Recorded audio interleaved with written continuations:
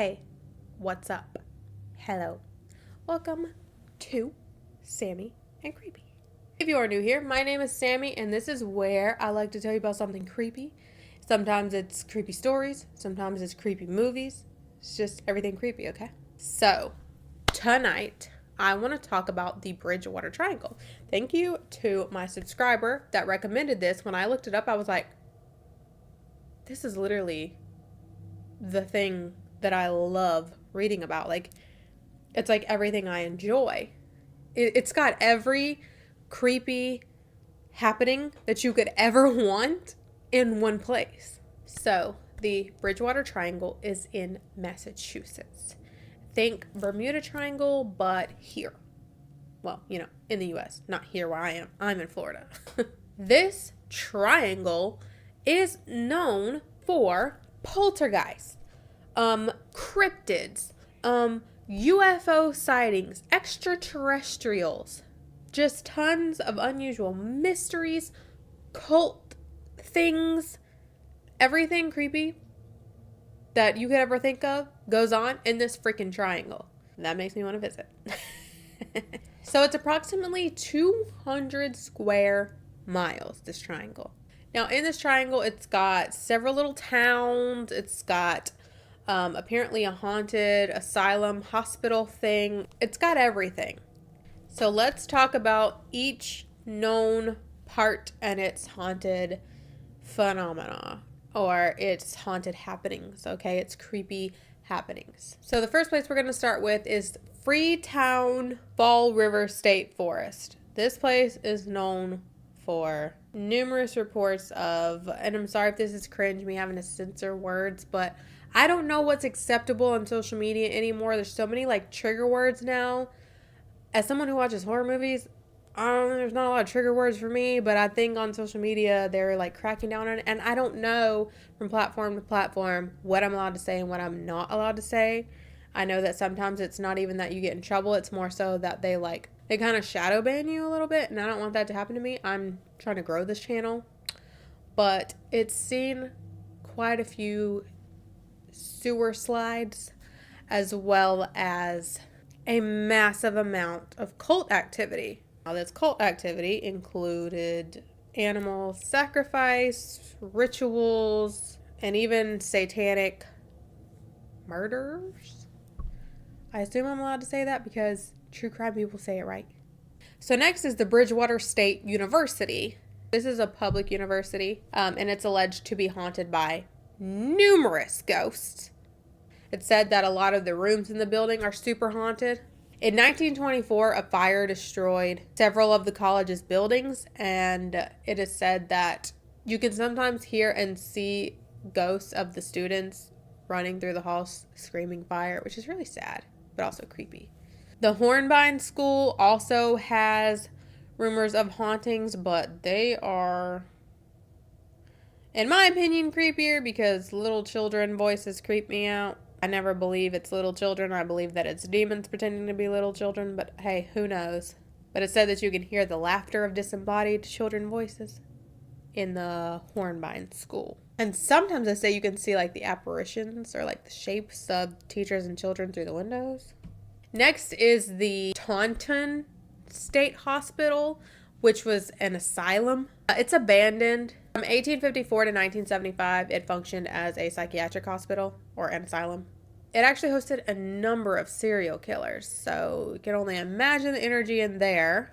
But it also treated normal, innocent people, treated them really badly, actually. As you know, in those times, the types of psychiatric care they were given would be lobotomies, shock treatment, and confinement, which is just terrible and makes people even crazier if they were crazy in the first place. If they weren't crazy in the first place, all these things are just going to make them crazy. People that have visited this place have heard moaning. People have reported being touched or pulled. It's also alleged that in the 1960s and 70s, satanic cults were doing things there. Now let's talk about the mythical creatures of the Bridgewater Triangle. So most of these sightings have taken place near Hockomock Swamp. Now this name, I believe, is a Native American named place. They've seen unnatural animal sightings. They've seen UFOs. People have even claimed to see Bigfoot. I believe in Bigfoot, okay? I believe in Bigfoot. I do. If you don't, I don't know. That's your right to not believe. I believe in Bigfoot. And I don't care who doesn't. I'm convinced they are out there. I actually believe in all these things. Well, most of these things. I would assume that the odd creatures would probably be SWs. They've seen giant snakes, giant vicious dogs, panthers, and bears, which they say are not actually natural for that area. I don't know. There's even sightings of, and this comes from police, that they've seen a giant black creature called a thunderbird with an 8 to 12 foot wingspan. It's giving Mothman. Now, there's a specific mythical creature that is believed to be in that area called a puckwudgie, and I'm so sorry to any natives watching this if I am saying that wrong. I actually am Native American on both sides of my family, and I still don't think I can properly pronounce a lot of these, even though I grew up hearing all these stories, you know? So I'm sorry. This is actually one that I haven't heard. And I mean, I grew up hearing about the SWs and the Wendigos and all that, you know, all of the Native American stuff and all the spiritual practices and stuff, but I have not heard of the puckwudgie. So I don't know if it's just something in that area, like specific to that area, because I'm not from that area, obviously. So I'm going to read you what it is. According to Algonquin folklore, the puckwudgie is a knee height or smaller. Ew! The local Wampanoag people have long considered the puckwudgie to be a mischievous creature that loves to play tricks on humans. Oh, you know, they have those in pretty much every culture. They're just called different things. UFO sightings are also common.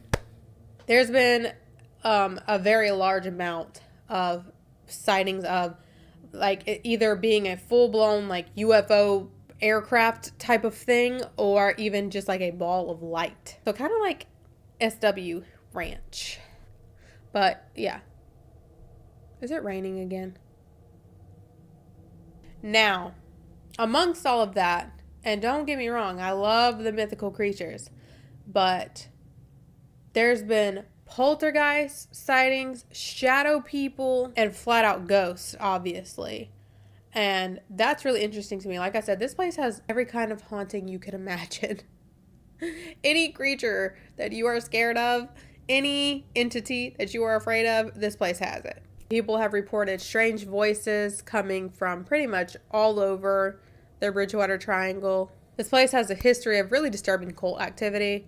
And anytime there's cult activity or any kind of ritualistic things, anything like that, there's going to be demonic energy. Poltergeists, which I think are demonic energy. Other people have different opinions on that. Shadow people, I think are demonic energy. In the year of 1988, there was a lot of animal sacrifice found. That's how I'll put it. In the area.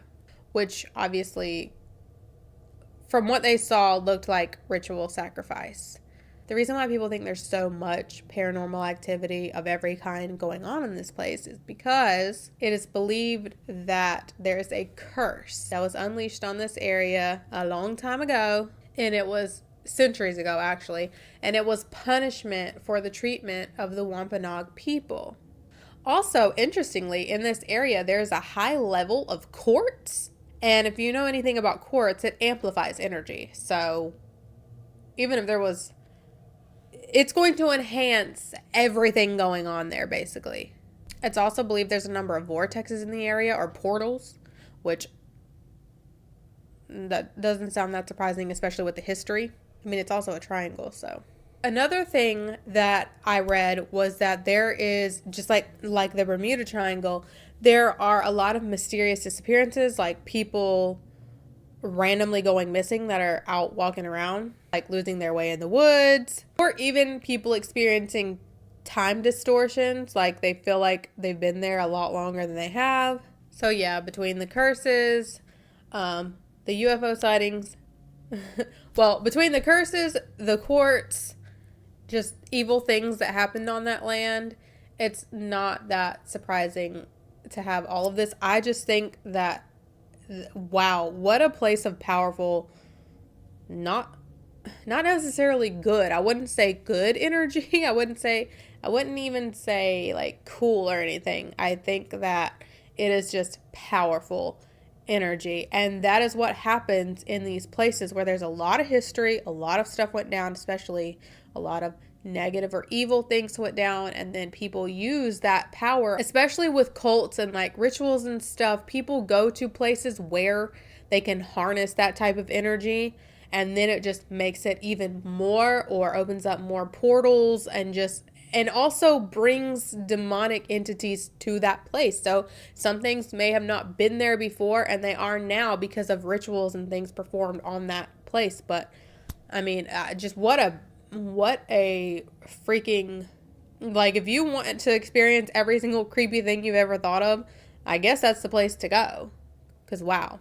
Again, thank you to my subscriber for recommending that. That was a really interesting thing to research. I really enjoyed that. And yeah, let me know if you guys have any other ideas, any other places that you want me to check out or research. I love doing this stuff. So yeah, thank you so much for watching. Please be sure to like, share, comment, and subscribe. Do all the things that YouTube wants you to do to let them know that you like my videos. And don't forget to stay